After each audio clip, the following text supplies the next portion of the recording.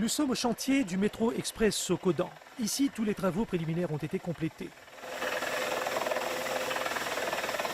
Actuellement, c'est la fouille pour couler les fondations dans le sous-sol, jusqu'à une profondeur de 24 mètres. Un peu plus loin, le Mauricien Jean-Claude Debutte est aux commandes du Rock Bucket de Frankie pour cet exercice d'excavation. Des dizaines de travailleurs locaux également mobilisés à ce site. Plus de la moitié des pieux ont déjà été installés et la fixation des structures du métro express suivra sous peu. Au total, 18 sites sont en chantier pour la mise à exécution du projet, soit de Rosy-la-Port-Louis en passant entre autres par Beaubassin et Chebel. L'équipe de suivi au bâtiment du Trésor estime que le métro express est en bonne voie. Le projet peut avancer, comme on a prévu, et aujourd'hui même, nous faisons un monitoring, un meeting qui tous les lundis, le ministre Baudal lui-même présidé, et nous encore on track, et LNT donne nous la garantie que la première section, c'est-à-dire entre Port-Louis et Rosy, est opérationnelle, il peut livrer nous en septembre 2019.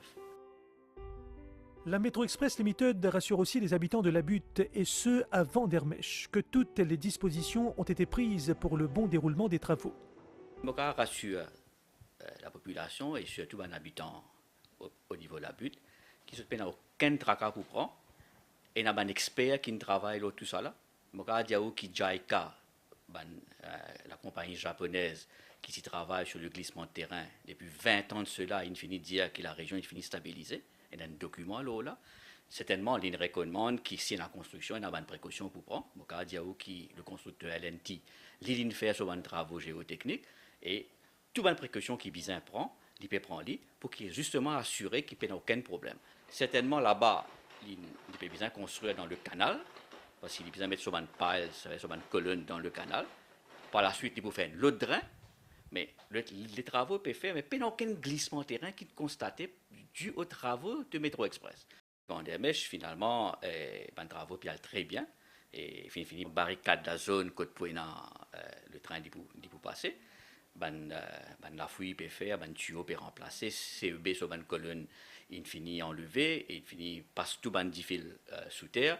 Et là, Central Water Authority peut faire sur un travaux, Télécom il finit faire sur un travaux. Alors, les travaux de préparation pour pose ban rail, il finit commencer. Nous peut faire un grand projet qui peut changer la face de nos pays et qui dit mais nous pouvons fier, nous tous nous pouvons fier parce que nous pas capables d'un pays reste comment nous y était. Le problème de conditions routières, vous connaissez comment. De jour en jour, il peut empirer, il peut aller même. Le métro express, comment nous dire, pour changer la vie de tout le monde. Okay? Comment nous dire, the future on time. C'est-à-dire, nous pouvons pas décider qu'il y a nous lever grand matin, qu'il y a nous rendre dans nos travail, qu'il y a nous rendre dans nos la case, qu'il y a nous plan nous bonne activité. Moi, je pense que c'est une grande affaire qu'il peut faire dans l'intérêt de ce pays-là. Et moi, je pense que nous devons être positifs, nous devons comprendre que nos pays besoin avancer. Les Piling Works à Grande Rivière Nord-Ouest démarrent ce mois-ci et le Premier ministre y effectuera une visite des lieux cette semaine.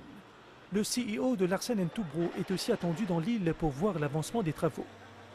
Selon le calendrier établi, les premiers trains, les Urbus 100 3e génération, arriveront de l'Espagne en juin de l'année prochaine.